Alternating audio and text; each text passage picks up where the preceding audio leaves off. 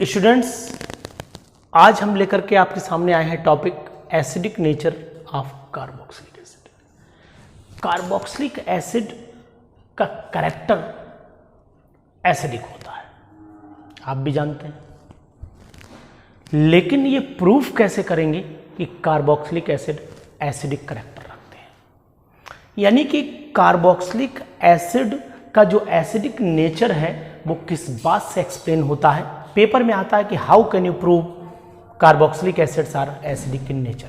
कैसे प्रूव करेंगे कि कार्बोक्सिलिक एसिड एसिडिक होते हैं। तो आपने ब्रोंस्टेड-लॉरी का कॉन्सेप्ट सुना होगा कि जो substance H positive ion release करते हैं वो सभी एसिडिक माने जाते हैं। यानी कि अब हम ये प्रूव करने की कोशिश करें कि carboxylic acid H positive ion देते हैं। अगर carboxylic acid H positive ion देते हैं तो इसका मतलब वो एसिडिक नेचर में होंगे।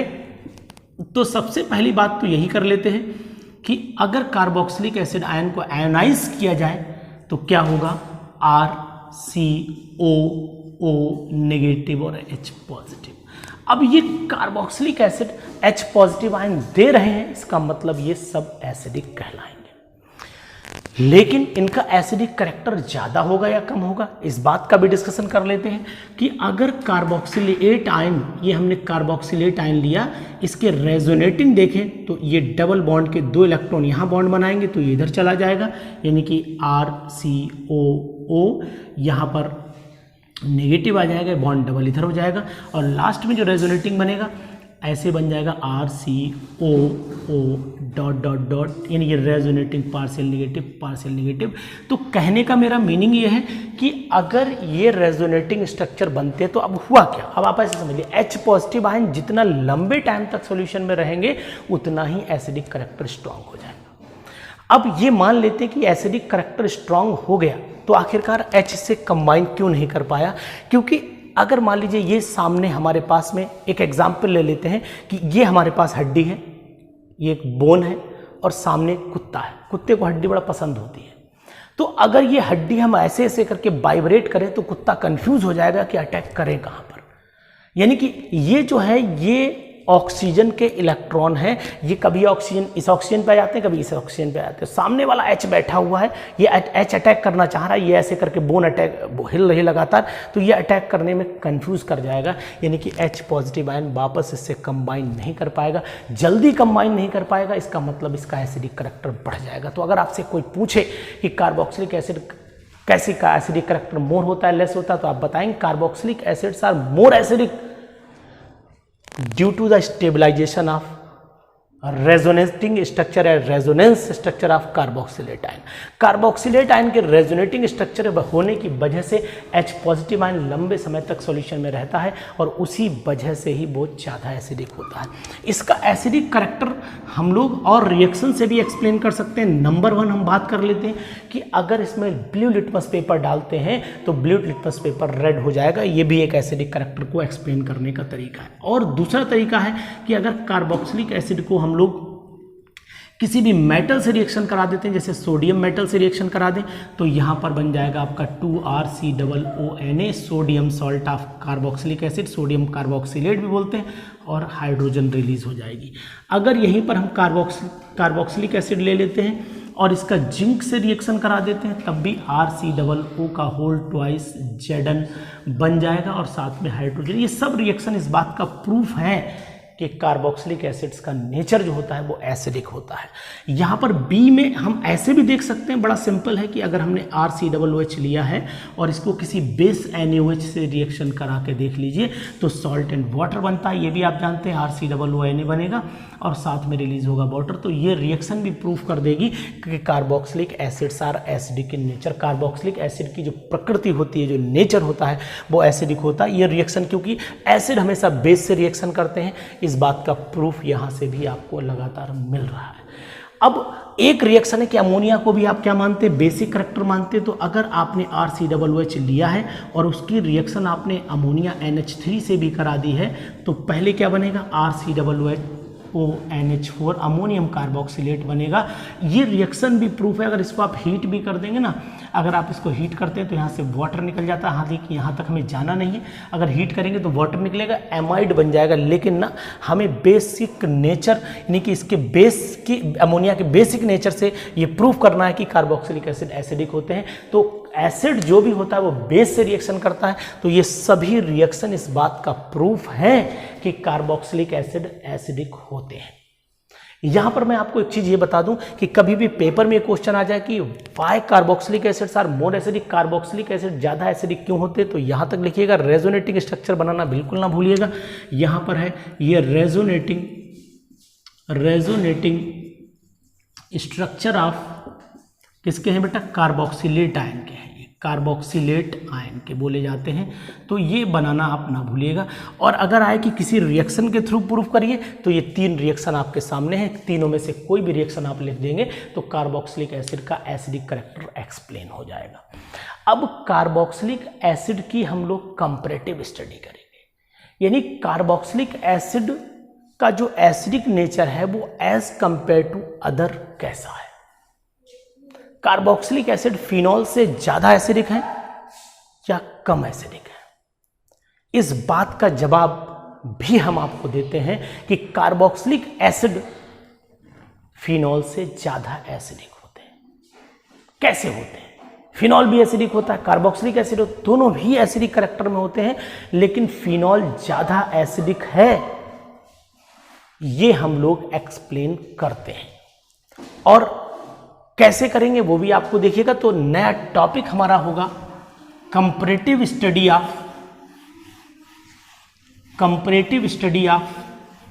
एसिडिक नेचर, यानी कि कार्बोक्सिलिक एसिड की हम लोग कंपैरेटिव स्टडी करेंगे, यानी कंपैरिजन करेंगे, है ना। कंपैरेटिव स्टडी करते हैं। अब ये कंपैरेटिव स्टडी होती क्या है, देखिए ध्यान से। अब हम लोग पहले दोनों की बात कर लेते हैं कि सबसे पहले फिनॉल और रेजोनेट फिनॉल के साथ कंपेयर करते हैं। ये हमने बनाया, मान लेते हैं कार्बोक्सिलिक एसिड RCOOH, ठीक है ना।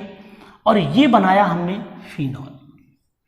इन दोनों की अगर हम लोग बात करें तो इसका जो आयन होता है वो कहलाता है कार्बोक्सिलेट आयन। इसका रेजोनेटिंग भी आपने ये देखा। और ये इसका बनाते हैं हम लोग फिनॉक्साइड आयन। इसका फिनॉक्साइड आयन बनाया, ये हमने इस तरीके से। यहाँ पर आपने देखा होगा फिनॉक्साइड आयन नेगेटिव चार्ज आ जाता है और ये इलेक्ट्रॉन अंदर चले जाएंगे। यहाँ पर ये आपने ध्यान दिया होगा कि ये बॉन्ड के दोनों इलेक्ट्रॉन भाई ये रिलीज होगा, ये नेगेटिव हो जाएगा। अब इसके रेजोनेटिंग बनेंगे, घूमेगा अंदर, तो वो सब दिखा सकते हैं। तो ये हमने बनाया कार्बोक्सिलेट आयन का रेजोनेटिंग फाइनल स्ट्रक्चर। अगर कार्बोक्सिलेट आयन ही केवल बनाना चाहें तो आप ऐसे बना सकते हो, यहाँ डबल बॉन्ड, यहाँ नेगेटिव। इसका जो फाइनल स्ट्रक्चर है वो ये वही बनेगा जो अभी मैंने बना के दिखाया था, इस तरीके से बना। अब आप दोनों में देखिए, ध्यान दीजिएगा, यहाँ पर जो इलेक्ट्रॉन है वो केवल एक ऑक्सीजन एटम पर डीलोकलाइज है, यहाँ पर इलेक्ट्रॉन 2 ऑक्सीजन एटम पर डीलोकलाइज है। यानी कि यहां अल्टीमेट रेजोनेटिंग बनने के बाद चार्ज इसी ऑक्सीजन पे आना है, तो H के कंबाइन करने के चांस बहुत ज़्यादा हैं। जबकि यहां कंफ्यूजन हो जाता है। मैंने आपको एग्जांपल देकर के भी बताया था कि अगर हाइड्रोजन कंबाइन करने की कोशिश भी करेगा तो नहीं कर पाएगा। यानी कि मोर स्टेबल स्ट्रक्चर है, ये less stable structure. Phenoxide ion का लेस स्टेबल क्यों है? इलेक्ट्रॉन एक ही ऑक्सीजन एटम पर डीलोकलाइज कर रहे हैं, यहाँ इलेक्ट्रॉन 2 ऑक्सीजन एटम पर डीलोकलाइज कर रहे हैं, इसलिए ज़्यादा स्टेबल रेजोनेटिंग स्ट्रक्चर होने की वजह से carboxylic acids are more acidic than phenol. ये है जवाब। तो पेपर में अगर आपसे पूछा जाए कि कार्बोक्सिलिक एसिड ज़्यादा क्यों होते हैं, तो मैंने आपको पूरा रेजोनेटिंग स्ट्रक्चर भी इसके भी बना सकते हैं, इसके भी बना सकते हैं। दोनों के रेजोनेटिंग स्ट्रक्चर मेरी किसी न किसी वीडियो में आपको मिलेंगे। आपको मैंने पहले समझा भी दिया है कि मैकेनिज्म में कैसे हम लोग इनके एसिडिक नेचर को एक्सप्लेन कर लेते हैं। अब हम लोग कंपैरेटिव स्टडी में ही दूसरी बात ये कर लेते हैं कि अगर कार्बोक्सिलिक एसिड, ये कंपैरेटिव स्टडी किसके साथ थी? फिनॉल के साथ में थी। फिनॉल ज़्यादा एसिडिक है या कार्बोक्सिलिक एसिड ज़्यादा एसिडिक है, ये बात एक हो जाती है। दूसरी बात हम लोग ये कर लेते हैं कि अगर मान लीजिए हमारे सामने ये कंपाउंड है कार्बोक्सिलिक एसिड, इस कार्बोक्सिलिक एसिड में अगर हम लोग इलेक्ट्रॉन विड्रॉइंग ग्रुप लगा देते हैं, ऐसे करके कोई इलेक्ट्रॉन पुलिंग ग्रुप लगा लेते हैं, एक तरफ इलेक्ट्रॉन डोनेटिंग ग्रुप लगा देते हैं, इस तरीके से इलेक्ट्रॉन डोनेटिंग लगा दिया, ईडीजी लगा दिया हमने। तो अब ये जानना जरूरी हो जाता है कि कौन सा कार्बोक्सिलिक एसिड ज़्यादा एसिडिक होगा।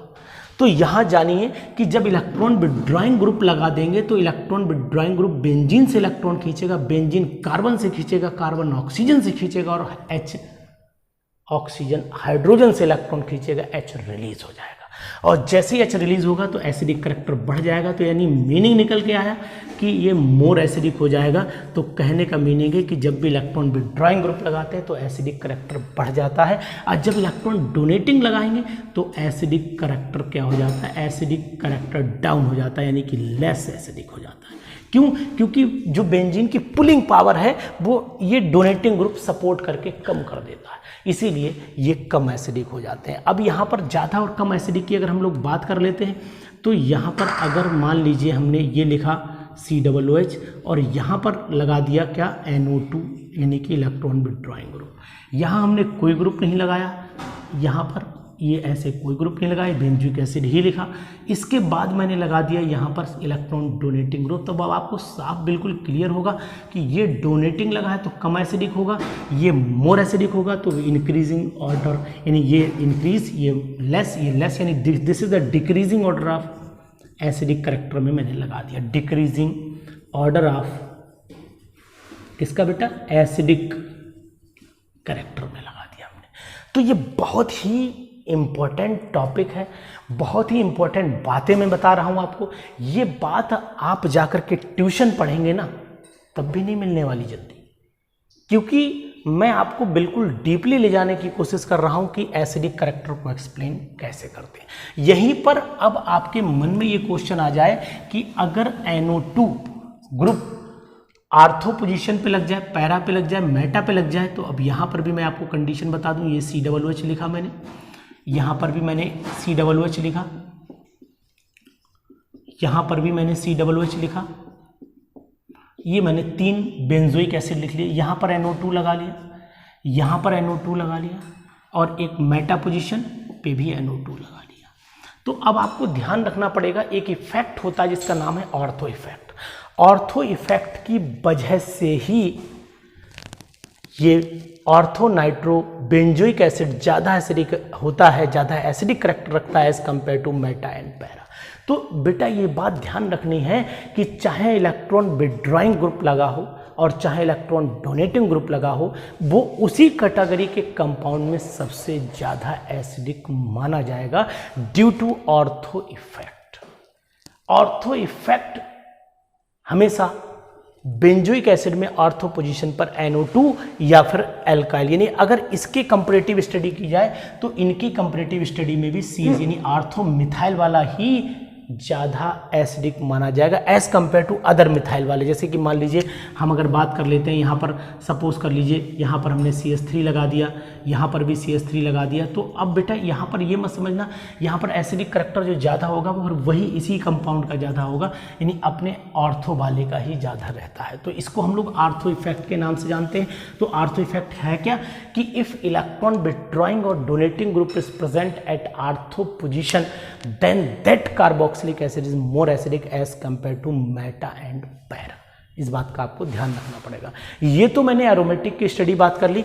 अब मैं एलिफेटिक में जरा आ जाता हूँ कि अब हम लोग कंपैरेटिव स्टडी करते हैं कि अगर मान लीजिए हमने यहाँ Cl CH2 COOH लिया, यहाँ पर हमने लिया Cl Cl CH COOH लिया, यहाँ पर मैंने Cl Cl Cl COOH लिया, इन तीनों में ज़्यादा एसिडिक कौन होगा? तो अब ये बताइए माइनस आई इफेक्ट ज़्यादा कहाँ पर है? यहाँ पर माइनस आई इफेक्ट बहुत ज़्यादा है, बहुत तेज़ी से इलेक्ट्रॉन खींचेगा तो ये मोर एसिडिक हो जाएगा। यहाँ केवल 2 इलेक्ट्रॉन पुलिंग लगे, यहाँ केवल 1 ही इलेक्ट्रॉन पुलिंग, तो दिस इज द कौन सा increasing order of acidic character में मैंने यहाँ पर अरेंज कर दिया कि ये increasing order of acidic nature में मैंने अरेंज कर दिया। यहीं पर अगर आपको कंपैरेटिव स्टडी लगातार मैं बता रहा हूँ बोर्ड में कोई ना कोई क्वेश्चन मिलना है, इसलिए टॉपिक के साथ लगातार बने रहिए आप। अब मैंने मान लीजिए यहाँ पर ICH2COOH लगा दिया, यहाँ पर BrCH2COOH लगा दिया, यहाँ पर मैंने FClCH2COOH लगा दिया, यहाँ पर मैंने FCH2COOH लगा दिया। अब जरा यहाँ पर मैं देख लूँ कि अगर ये ज़्यादा एसिडिक होगा तो क्यों होगा फ्लोरो, क्योंकि ये ज़्यादा इलेक्ट्रॉन पुल करेगा, इलेक्ट्रोनेगेटिव पावर ज़्यादा है, तो नीचे आने पर इलेक्ट्रोनेगेटिव पावर बढ़ रही है तो इलेक्ट्रॉन पुलिंग पावर भी बढ़ेगी। जब इलेक्ट्रॉन पुलिंग पावर बढ़ेगी तो इलेक्ट्रॉन जल्दी से H रिलीज कर देंगे, और जब H रिलीज कर देंगे तो ये भी कौन सा ऑर्डर हो गया बेटा, increasing order of acidic character हो गया। ये अब आप जानते हैं एसिडिक करैक्टर हो जाता।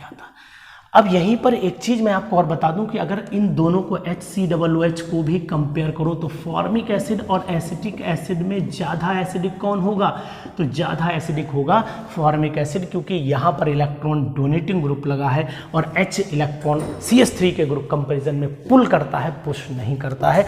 तो मोर एसिडिक कौन हुआ, फॉर्मिक एसिड ज़्यादा एसिडिक हो जाता है एज कंपेयर टू एसिडिक। ये कौन सा हो गया, एसिटिक एसिड हो जाता है।